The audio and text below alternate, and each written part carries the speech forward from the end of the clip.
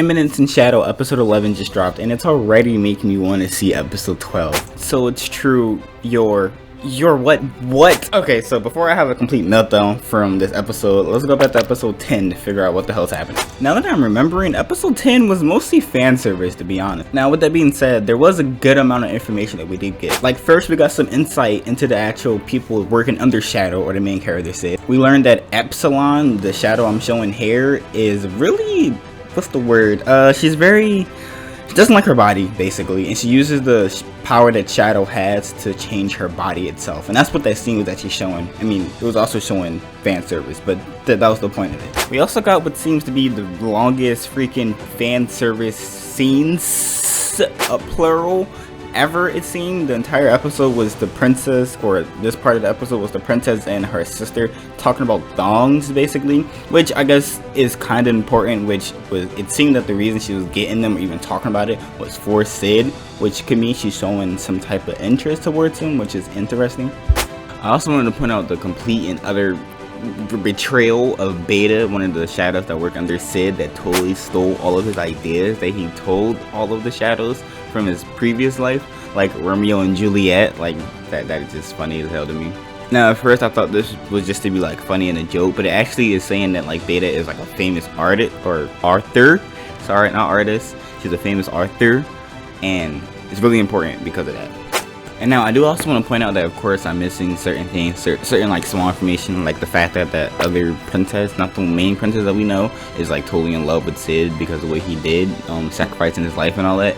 But I didn't want to like say that because it's not important. Now the very last thing I wanted to say was the fact that Alpha summoned Sid to the land, or the sacred land called Lindrum, because of something was happening within the church, and she wanted them to investigate it. Well, she wanted his help to investigate it. That's the biggest thing that happened, or the last biggest thing that happened in episode 10 that led up to episode 11. So boom, now that we're caught up, we're back at episode 11 now, the episode that just came out yesterday, like what, 13 hours ago, whatever the time is. And we start off with Sid showing off his mighty strong sword, not literally showing it, well, not to us at least, as you can see, but the entire like first 8 minutes is just him talking to the princess Alexia, I think that's her name, Alexia, about how his sword is not something to just judge by its cover, because at first it was still small, and I'm just like, what in the hell is happening? What the hell? But skipping that because that's how I felt, so you have to feel the same way when it started. Now for the like the actual important stuff. The biggest thing about this episode was the fact that there's two things that the shadow people were trying to figure out. The first thing is, who the hell is killing people in the church? Who's behind all the little random stuff? Which is probably, you know, the demon people of Diablos or whatever they're called. And we're starting to like get some hints and stuff that this preacher right here is kind of not what he seems, because he's a little bit weird. But that's the first thing. I figure out who the hell is behind the actual killing. And the second thing, the biggest thing that was actually part of the episode, was this goddess trial.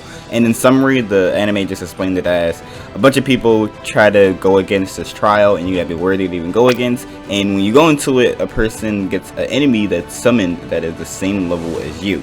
So in our minds, my mind at least, as an audience, I'm sitting here like, okay. Is Sid gonna go against somebody that's as strong as him? Because, like, you know, he's strong as fuck, obviously. He's OP, that's the whole point of the show or whatever. So I was like, I'm like hella curious. And the entire time, Sid is just sitting here talking about how, damn, if I wasn't a background character, it'd be great for me to just go in there. But then if I did that, I would have to fight seriously and all that. And the entire time he's like, well, too late now because I wasn't selected. And he's sitting in the audience. I'm like, oh, okay, whatever. I guess we're not going to see nothing. He even said it himself that we're not going to see his power and him doing immense and the shadowy stuff or whatever, which is hella funny to me. And then his name gets called. I'm all like, fuck yes, let's go. So now Sid is called to go on stage or whatever and like fight against a goddess trial, and everybody thinks that he like disappeared or whatever. It's kind of weird though, because he obviously, you know, left to become Shadow.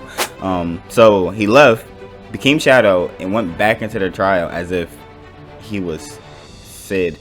But people were just like, oh my god, Shadow's here, no way, why is he here? But like, Sid, where did Sid just go? Whatever, it's kind of weird, but you know, that's anime for you. So anyway, so he's there as Shadow, so we get to see him actually fight, and he summoned somebody, so it would be somebody the same power of him, basically, which is like, whoa.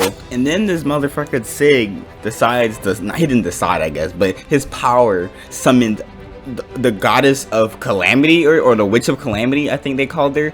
And quite literally, she's, let's just say, a god strong enough to destroy the world at will. What? What kind of, what the fuck? And now they get to fighting and stuff, and I'm all like, yeah, this is cool.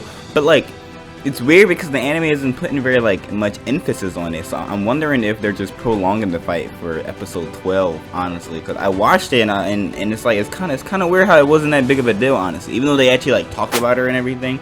And I don't know if this is like just some downfall in the anime itself, or if they're just trying to make you like, yeah, I gotta see this fight, because I was definitely into it, I'm not gonna lie. And I mean, like, hell, she's fighting with blood. It looks like what in the fuck?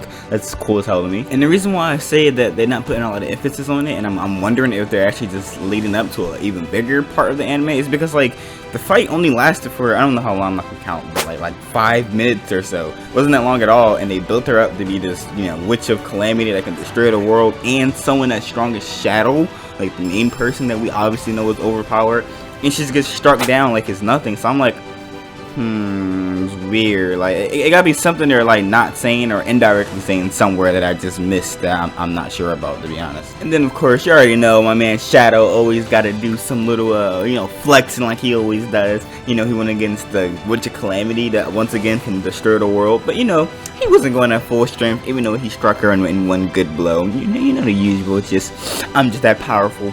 Yeah, you already know. I'm dead. Alright, so now that we basically caught up on episode 11 and got an idea what happened, you know, the Shadow people, they said went against the super strong Calamity girl. We definitely know that this preacher or priest or whatever is obviously with the demon of Diablo people, or at least has something to do with them, because he's obviously a little off, and he's saying some things that, you know, one of the bad guys would say. That's pretty obvious. Now, the biggest thing I wanted to talk about is that Sid hurt, whatever you want to say, killed the Calamity girl, and then he left. And then this happens, a big spell just appears, and now we're just like, what is happening?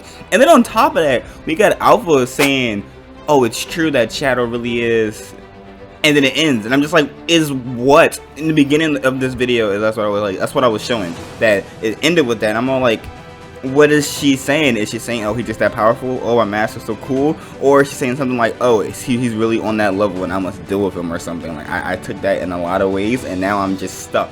And of course, if you want to see episode 12 review just like this, and or, you know, any special things you want me to say about it, definitely let me know. This is something new I've done. This is the first time I ever did this.